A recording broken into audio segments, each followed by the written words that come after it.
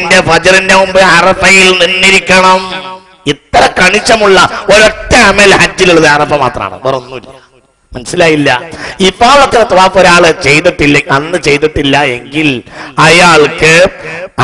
അയാൾക്ക് ഇന്ന് ചെയ്യാം.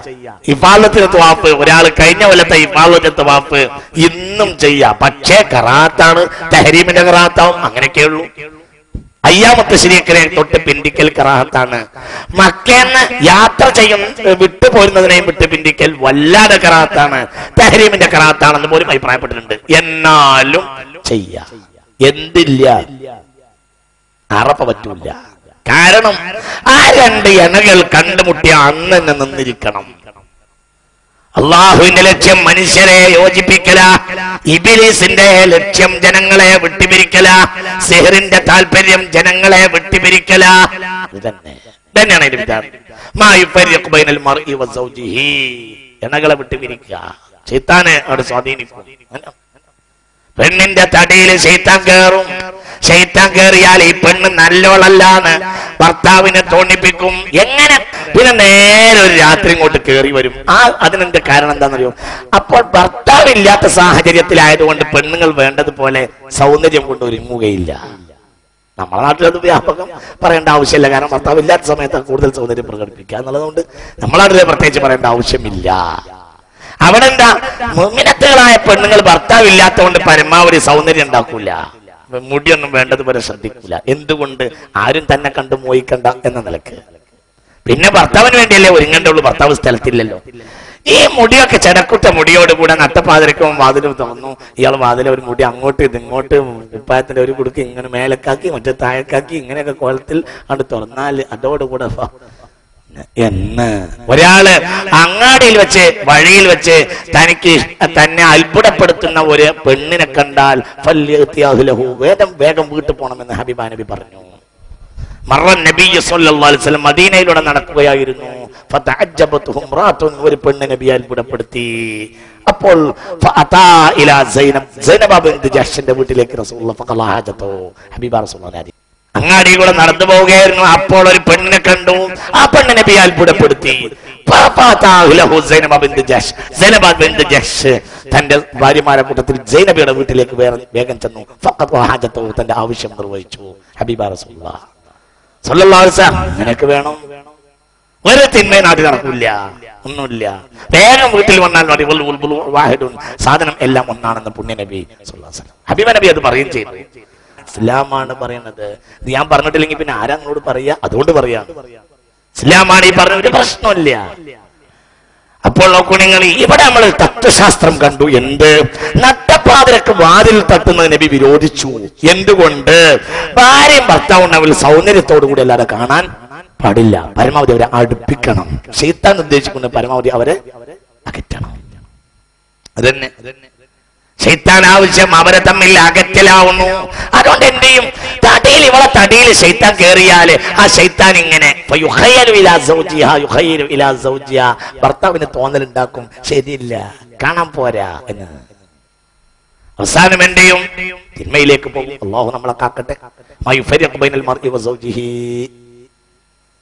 അതാണ്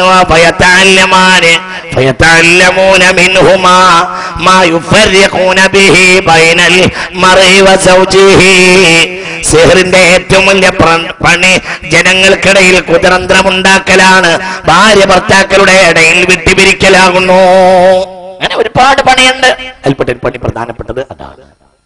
ഇതൊക്കെ ശൈത്താന്റെ പ്രധാനമായ സിഹറിന്റെയും കാര്യമായ പ്രധാനപ്പെട്ട പ്രവർത്തനങ്ങൾ. അങ്ങനെയാണ്.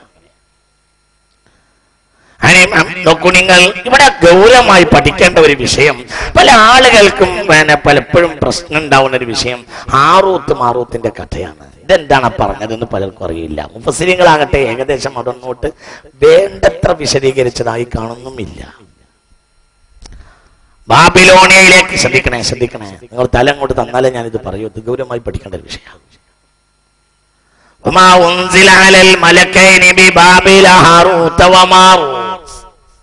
എന്ന് പറഞ്ഞിട്ടുണ്ട്.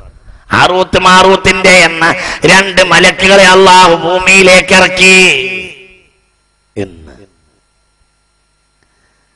സിഹ്ർ ജനങ്ങൾക്കിടയിൽ പ്രചരിക്കുകയും ഓരോരുത്തരും മുഅജ്ജത്തുകളായി കാണിക്കുകയും മുഅജ്ജത്തിനെ ശ്രദ്ധിക്കണേ മുഅജ്ജത്തിന്റെ വാദം മുഅജ്ജത്ത് പോലെ നബിയാണെന്ന് സ്വയമായി വാദിക്കുകയും അതിന്റെ പേരിൽ ജനങ്ങളെ തങ്ങൾക്ക് സുജൂദ് ചെയ്യിപ്പിക്കുകയും ചെയ്ത ഒരു കാലഘട്ടം സിഹറിന്റെ പേരിൽ ഉണ്ടായിട്ടുണ്ട്. അങ്ങനെ ചെയ്തു. നാട്ടിലെവിടെ? ഇവിടെ മർമ്മമായി ഞാൻ നേരത്തെ നിങ്ങളോട് പറയേണ്ട ഒരു ഗൗരവമായ വിഷയം പറഞ്ഞിട്ടില്ല, ശ്രദ്ധിക്കണം. ഒരു കാര്യം ഉറപ്പാണ്, നാട്ടിൽ നിങ്ങൾ പല ആളുകളെയും അത്ഭുതങ്ങൾ കാണിക്കുന്ന ആളുകളെ കാണും. അവരെയൊക്കെ നമ്മൾ തൊൽസമാറ്റികൾ എന്ന് പറയും, ഇസ്മിന്റെ പണിക്കാരെന്ന് പറയും. ചില വലിയ ഉന്നതമായ സ്ഥാനത്തേക്ക് കയറ്റിവെക്കുകയും ചെയ്യും. അവർ നാട്ടിലുള്ള എല്ലാ തമ്മാടിത്തരം ചെയ്യും. അവർ വേണ്ടാത്തരം ചെയ്താൽ പോലും എതിര് പറയുന്ന പലർക്കും പേടിയായിരിക്കും. കാരണം കുരുത്തക്കേട് പറ്റുമോ? ഉറപ്പിച്ചോളൂ, ഫാസിഖിന് അങ്ങനത്തെ ഒരു വിലായത്തുണ്ടാവുകയില്ല. ഉറപ്പ്. ഇങ്ങനെ വർത്താനം പറയണ്ടേയില്ല, ഒരു വർത്താനം പറഞ്ഞിട്ടില്ല. ഫാസിഖിന് വിലായത്തിന്റെ പ്രശ്നം ഇല്ല. ഫാസിഖിന്റെ കയ്യിൽ നിന്ന് ഒരു തമ്മാടിത്തരം കാണുന്നുണ്ടെങ്കിൽ, ഒരു അത്ഭുതം കാണുന്നുണ്ടെങ്കിൽ അത് സിഹറോ അതുപോലത്തെ സാധനവുമാണ്. ഒരിക്കലും അത് കറാമത്ത് അല്ല. ഉറപ്പിക്ക് തലേക്ക് ഉറപ്പിക്ക്. ഇത് ആണിടിച്ച് തലേക്ക് കയറ്റി. എനിക്കറിയാം പല ആളുകളും അത്ഭുതങ്ങൾ, ചില പ്രത്യക്ഷ അത്ഭുതങ്ങൾ കാണുന്നത് ആൺകുട്ടികളെ പിന്നാലെ നടക്കുന്ന ചില ആളുകളെ എനിക്കറിയാം. ഉദാഹരണം പറഞ്ഞതാണ്. അവര് പെണ്ണുങ്ങളെ പോലെ ആൺകുട്ടികളെ ഉപയോഗിക്കും. അങ്ങനെ ഉദാഹരണം പറയല്ലാതെ നിർവാഹമല്ലല്ലോ, അതുകൊണ്ട് പറയാണ്. ഖവാരിഖുൽ ആദാത്ത് എന്നാൽ ആദാത്ത് സാധാരണ കാര്യങ്ങൾ, ഖവാരിഖുൽ ആദാത്ത് പറഞ്ഞാൽ അസാധാരണ കാര്യങ്ങൾ. മനസ്സിലായില്ലേ? ആദാത്തിനെ പൊളിച്ചു കളയുന്ന അസാധാരണ കാര്യങ്ങൾ. അസാധാരണ കാര്യങ്ങൾ ഒരാളെ കയ്യിൽ നിന്ന് ഒളിവാകുന്നു. അയാൾ ആരാണെന്ന് നമുക്ക് അനുഭവപ്പെട്ടിട്ടുണ്ട്. തമ്മാടിത്തരം ചെയ്തവനാണെന്ന് ബോധ്യപ്പെട്ടിട്ടുണ്ടെങ്കിൽ അത് വിലായത്തോ കറാമത്തോ അല്ല, അത് കുഹാനത്ത് സിഹറാണ്. ഉറപ്പ്. സംശയിക്കണം. രണ്ടവയവം സൂക്ഷിക്കാൻ കഴിയാത്തവർക്ക് കുട്ടികളെ സ്വർഗം ഉണ്ടാവില്ല, അത് ഉറപ്പാണ്. എന്തിനാ ഇനി വർത്താനം പറയണു?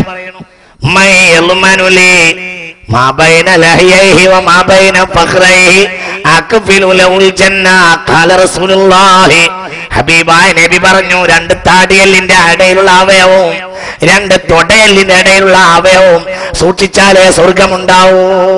പഠിച്ചോ, നമുക്ക് തോഫിയൊക്കെ ചെയ്യട്ടെ.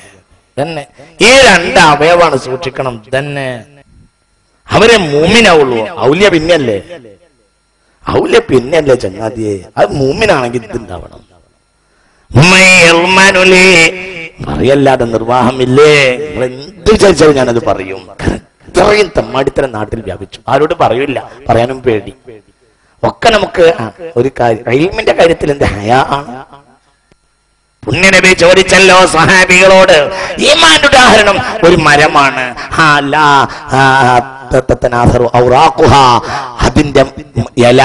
അതിന്റെ ഇല ഉണങ്ങിയാൽ പോലും കൊഴിഞ്ഞു വീഴുകയില്ല, അത് മരത്തിൽ പറ്റിപ്പിടിച്ചു നിൽക്കും. അങ്ങനത്തെ ഒരു മരമുണ്ട്, ആ മരമാണ് മൂമിനിന്റെ ഉദാഹരണം. അതിരിക്കുനി മാഹിയ, ഏതാണ് ആ മരം എന്ന് പറയൂ എന്ന് പുണ്യനബി പറഞ്ഞു. സ്വഹാബികളിൽ നിന്ന് ആർക്കും കിട്ടിയില്ല. മനസ്സിലായോ? ഹബീബായ നബി ചോദിച്ചു, മുഅ്മിനീങ്ങളെ ഒരു മരമുണ്ട്, ആ മരത്തിന്റെ ഇല ഉണങ്ങിയാൽ പോലും കൊഴിഞ്ഞു വീഴൂല. ശ്രദ്ധിക്കണേ, മുഅ്മിനീങ്ങൾക്ക് ഒരു മരമുണ്ട്, ഭൂമിയിൽ ഒരു മരമുണ്ട്. അതിന്റെ ഇല ഉണങ്ങിയാലും കൊഴിഞ്ഞു വീഴുകയില്ല. ആ മരമാണ് മുഅ്മിനിന്റെ ഉദാഹരണം. അതിരിക്കൂനി മാഹിയ, ആ മരം ഏതാണെന്ന് പറഞ്ഞു തരുവേൻ. ഹബീബായ നബി പറഞ്ഞു. എല്ലാവരും ഇരുന്നിട്ട് മരത്തിന്റെ പേര് കിട്ടിയില്ല. ഫകാനഫി മജ്ലിസിൻ നബി ഇബ്നു ഉമർ, ആ സദസ്സിൽ ഇബ്നു ഉമർ ഉണ്ടായിരുന്നു. നളറ ഇലാ വജ്ഹി അബീഹി വ ഇലാ വജ്ഹി നബി സല്ലല്ലാഹു അലൈഹി വസല്ലം. ഒന്ന് ബാപ്പയാകുന്ന ഉമർ ഇബ്നുൽ ഖത്താബ് ബാപ്പയുണ്ട്, ഉമർ ഇബ്നുൽ ഖത്താബ് ബാപ്പയുണ്ട്, ഇബ്നു ഉമർ മോനും ഉണ്ട്. റസൂലുള്ളാഹിന്റെ സദസ്സാണ്. ഒന്ന് നബിയെയും നോക്കും, ഒന്ന് ഉമർ ഇബ്നുൽ ഖത്താബിനെയും നോക്കും. പിരിഞ്ഞുകൊണ്ട് അവിടെ അങ്ങനെ ഇരുന്നു കുറെ നേരം. ആരും ഒന്നും പറഞ്ഞില്ല. അപ്പോൾ അവസാനം പുണ്യ നബി പറഞ്ഞു, അന്നഖ്ലു, അത് ഈത്തപ്പനയാകുന്നു. ഈത്തപ്പനയുടെ ഇല ഉണങ്ങിയാലും മരത്തിൽ അങ്ങനെ പിടിച്ചു നിൽക്കും, അത് കൊഴിഞ്ഞു വീഴൂല. അതാണ് മൂമിനിന്റെ ഉദാഹരണം. എത്ര പ്രതിസന്ധി ഉണ്ടായാലും അസിലിൽ പിടിച്ച് അവിടെ നിൽക്കും. എന്തെങ്കിലും ഒരു 10 റുപ്യ കിട്ടുമ്പോഴത്തിന് സുന്നത്തിയമായത്തിനൊക്കെ വിട്ടിട്ട് വേറെ പാർക്കിൽ പോവില്ല. ഇതാണ് ഉദാഹരണം. ഏതെങ്കിലും 10 റുപ്യ കിട്ടുമ്പോഴത്തിന് പുതിയ പാർട്ടിയുടെ പിന്നാലെ പോവില്ല. അതന്നെ മുഅ്മിനീങ്ങൾ ഒരു പ്രാർത്ഥിച്ചത് ഒരു ഹക്കിന്റെ പേരിലാണ്. അത് എന്ത് പ്രയാസം ഉണ്ടെങ്കിലും ആ മരത്തുമല ആ അസ്രി മരം പിടിച്ചു കൂടുമെന്ന് പുണ്യ നബി. അപ്പോൾ വഖാല ഇബ്നു ഉമർ